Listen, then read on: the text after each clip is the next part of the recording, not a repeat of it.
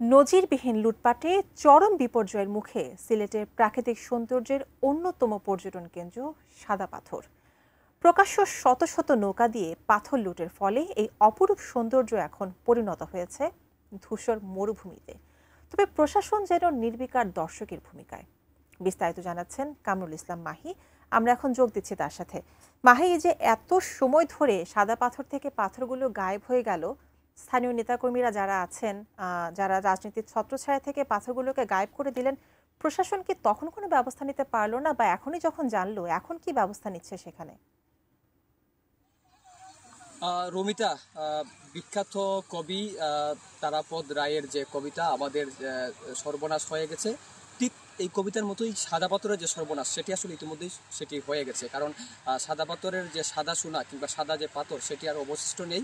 এখানে মরুভূমির মতোই চিত্র রয়েছে। এবং আপনি যে প্রশ্নটি করেছিলেন যে প্রশাসনের নির্বিকার ভূমিকা, আমি যেই জায়গাটিতে আছি ঠিক এর পেছনেই কিন্তু বিজিবি ক্যাম্প রয়েছে। এবং এই বিজিবি ক্যাম্পের পাশেই কিন্তু আইনশৃঙ্খলা রক্ষাকারী বাহিনীর টুরিস্ট পুলিশও থাকে। এবং উপজেলা প্রশাসন, জেলা প্রশাসন, তারা আসলে সবাই কিন্তু নির্বিকার ভূমিকা পালন করছে। আমরা গতকাল যখন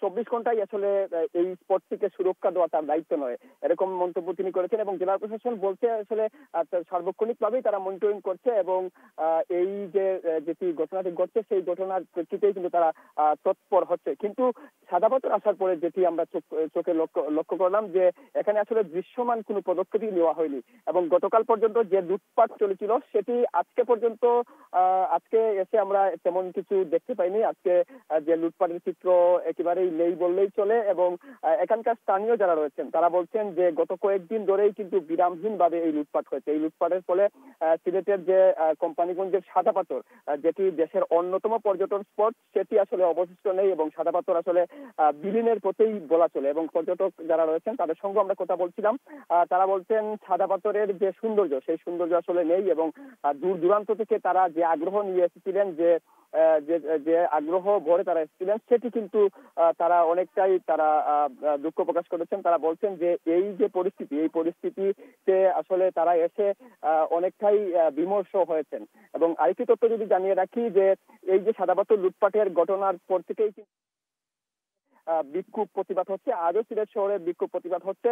এখানকার স্থানীয় যারা রয়েছেন তাদের মধ্যেও ক্ষোভের সঞ্চার হয়েছে, বিশেষ করে পর্যটন সংশ্লিষ্ট ব্যবসায়ী যারা রয়েছেন তাদের জীবিকা আয় নির্ভর এগুলোর উপরেই করে। এবং যদি ক্যামেরার মধ্যে একটু দেখানোর চেষ্টা করি যে এই যে সাদা পাথর, এভাবেই কিন্তু সাদা পাথরের পাথরগুলো আসলে লুট হয়েছে। এবং এই যে সাদা পাথর শুধু লুট নয়, এখান থেকে বালুও নিয়ে যাওয়া হয়েছে। এবং যদি আপনাকে আরেকটু বিষয় দেখানোর চেষ্টা করি যে এখানে যে নদী রয়েছে দোলাই নদ, সেই দোলাই নদের গতিপথও আসলে অনেকটাই পাল্টে যাচ্ছে। সব মিলিয়ে বলা চলে যে নজিরবিহীন যে লুটপাট, সেই লুটপাটের ফলে সাদা পাথরের যে বর্তমান দৃশ্য সেটি আসলে ধূসর মরুভূমির মতো, যমুনার চর বলেও অনেকে আখ্যায়িত করছেন।